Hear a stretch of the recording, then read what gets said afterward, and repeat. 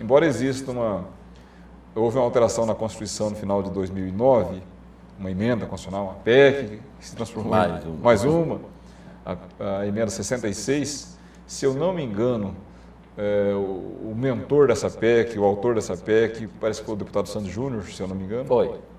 Ele acertou uma e errou outra. Que criou o conceito de jovem, melhor dizendo, não criou o conceito, jogou na Constituição, acrescentou na Constituição, ao lado da criança e do adolescente, o jovem.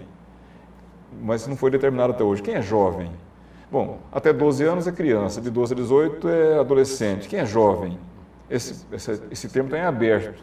E teve um outro projeto da senadora Lúcia Vânia, criando o Jovem Jovem. Jovem, esse eu não conheço. Também, as coisas que passam. Agora, doutor Ari, nós fazendo uma... Só para voltar a essa questão. Então, quando se trata aqui de um passe livre para criança ou para adolescente, a situação muda um pouquinho. Primeiro que criança, eu me lembro do tempo que eu andava de ônibus, criança não precisava de passe, porque o passe já era livre automaticamente. Eu não sei se até hoje, mas no meu tempo o menino passava por baixo da roleta. Embaixo da catraca. Não sei como é que funciona hoje, mas seja criança ou adolescente, é o pai que responde. Então, debitar, jogar na conta do filho. O filho vai ter um benefício X. Ele não pode reprovar. Se reprovar, a família sofre as consequências, a pena é muito severa para esse menino. Aí, doutor, o senhor fala, e eu endosso esse discurso do senhor. O senhor não é contra benefícios para aquelas pessoas carentes. Não sou. Mas essa proposta, ela aprovada pela Assembleia Legislativa, ela não discrimina o carente. É o estudante, tanto da área privada como também da área pública. Pois aí está errado. Aí está errado. É esse tema, que é jogar para a torcida, né? Está errado, porque, como disse, não tem passe livre, ele tem um custo, alguém tem que pagar por isso. Exato. Nada de graça, repito, nem Cuba, que o país é comunista, nem na China, socialista, comunista, enfim, nem nesses países que, em tese, os serviços públicos, os serviços são públicos, melhor dizendo, em tese, alguém está pagando essa conta. Ou está pagando com trabalho escravo lá embaixo, com condições subhumanas, separando em Cuba o espaço onde chegam os turistas e onde vivem os cubanos, onde vivem os turistas, onde andam os turistas são espaços luxuosos, com hotéis de 5 ou 6 estrelas, e o passo que os cubanos não têm condição de estão ter. Em guetos, né? Eu vi uma matéria, um documentário na televisão, uma professora cubana que vive nos Estados Unidos, e de vez em quando ela vem visitar os parentes, ela consegue vir visitar os parentes, ela ia levar um mimo para a família, algo assim que a família está esperando ansiosamente, um pacote de 1 quilo de café, porque nem isso ele tem direito. E aí tem gente que fala sobre a questão da ditadura, é um regime onde o Estado toma conta do povo, né? Agora, qual povo é esse que ele toma conta? Pois não toma conta, na verdade, não toma. Doutor Ari, agora a grande pergunta nós estamos prontos para tantas mudanças? Porque o Executivo já deu seu pacotinho de bondades, desonerando a questão do transporte coletivo, o Legislativo já deu a sua contribuição, que é dando ao Ministério Público esses direitos, caça deputado, o Supremo Tribunal manda prender, então, ou seja, está aquele momento de uma comparação aqui, quando você coloca a água para ferver, ela entra em ebulição, né? Nós estamos preparados para discutir tantas mudanças de uma vez só? Não estamos preparados. A classe política, especialmente, eu chamo a atenção da classe política, com todo o respeito que tem pela classe política, é claro que em todo setor tem gente despreparada, gente desonesta, em todo lugar tem, mas nós temos também bons políticos, mas a classe política como um todo, que é onde as decisões terão que ser tomadas no Congresso Nacional, no âmbito local, na Assembleia Legislativa, alguma coisa na Câmara de Vereadores, a classe política primeiramente precisa entender qual a intensidade do grito das ruas, o que as pessoas estão gritando realmente, o que as pessoas estão querendo realmente. E entre o querer e o poder, tem uma diferença. Eu não entendo assim, ser tão fácil pôr em prática aquela máxima, querer é poder. Nem sempre é fácil. E a gente tem um exemplo muito claro, a última CPI de grande repercussão no Brasil, dos anões do orçamento, que naquele momento puniu alguns parlamentares E passaram-se anos e Renan Calheiros, ele teve que renunciar pelos mesmos crimes. Essa que é a grande questão. Entre a aplicação, ou seja, vamos aqui essa questão do passe livre. O Congresso vota, mas até isso entrar, por exemplo, aqui em Goiás, essa questão do passe livre já está sendo debatida há 2 anos, mas estava adormecido porque segue um rito. Então, ou seja, entre o lançamento até nós temos muitas coisas que precisam ser discutidas e revisadas com o passar do tempo também. Por exemplo, a questão do passe livre para idosos. Eu não sou contra também, mas tem que olhar 2 aspectos pontuais, importantíssimos.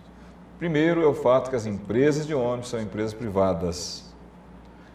E objetivam lucro. Claro, não existe para fazer bonito. Exato. É uma empresa privada que gera empregos, que paga impostos, que gera empregos indiretos e diretos, muitos. Né? O governo depende dessas empresas. Se o governo se a legislação impõe para essas empresas uma gratuidade de alguma coisa, tem que ter alguma compensação em algum outro lugar. Ou incentivo fiscal, ou o governo vai pagar por isso.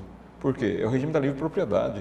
Eu tenho a minha empresa, de repente eu tenho a minha escola, de repente eu tenho a minha banca de revista, eu sou obrigado a 2 jornais de graça por dia para alguém, porque o governo inventou isso. A situação é a mesma. E o outro aspecto, que esses conceitos têm que ser dinâmicos. Quando a Constituição previu, lá em 1988, a gratuidade do transporte para os idosos, o conceito de idoso era diferente do conceito de idoso de hoje. As pessoas hoje vivem muito mais. Até a própria pena de morte, né? A prisão perpétua, né? Ou até a pena máxima no Brasil. Né? As pessoas vivem muito mais. Hoje falar em idoso de 60 anos de idade é um atentado. É uma ofensa. Uma ofensa.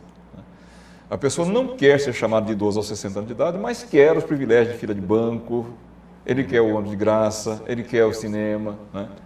E sem contar, sem querer desviar aqui do foco, mas a gente percebe às vezes em bancos, fila de banco, as pessoas estão tensas ali, ou cartório, as pessoas estão tensas, aquela coisa longa, as filas demoradas. Aí vem um idoso e passa na frente de todo mundo, mas não é um idoso que está trabalhando para si próprio, é um idoso contratado de alguma empresa. Exato. Tem pessoas na porta de banco. Se ele tem saúde para trabalhar em igualdade de condições com os outros, não sei por que o privilégio de fila de banco para ele. Se fosse uma coisa para ele, pessoalmente, entendo razoável. Então, o conceito de idoso também tem que ser revisto. Tem que aumentar um pouquinho. Né? Eu estava numa sessão de uma entidade, outro dia, privada, discutindo se a remissão, a gratuidade de algumas contribuições que nós fazemos, da qual eu faço parte. Aí eu usei esse exemplo, falei, olha, se aprovar isso, nós estamos dando um tiro no próprio pé, porque na posição que eu estou aqui, para onde eu olho, é que só tem 2 tipos de gente, ou é careca ou é cabelo branco. Ou seja, eu vou falar em remissão etária, todo mundo que é velho, todo mundo vai ficar de graça. Exato. Doutor, eu quero 2 assuntos com o senhor para aproveitar esses 7 minutinhos. O primeiro é o seguinte, vamos pegar um exemplo muito claro. Veio um movimento, uma pressão da sociedade sobre o ficha limpa. E eu me lembro que um deputado falou o seguinte, não é o projeto que nós queremos, é um clamor popular. E aí vamos nos apegar a esse fato. Aprovou-se a toque de caixa, o ficha limpa ou ficha suja. O Supremo agora está rejulgando tudo, porque como foi tudo feito de forma muito rápida, vários erros aconteceram. Isso é um exemplo. Eu queria que o senhor falasse um pouco sobre isso, do imediatismo. Queremos agora. O problema, de novo, de decidir, tomar uma decisão política ou jurídica, não pensando nas consequências, pensando na repercussão perante a opinião pública. Se isso vai cair bem perante a opinião pública, não vai cair bem perante a opinião pública. Político ainda até que pode, até que se aceita que um político tome a decisão pensando nesse aspecto.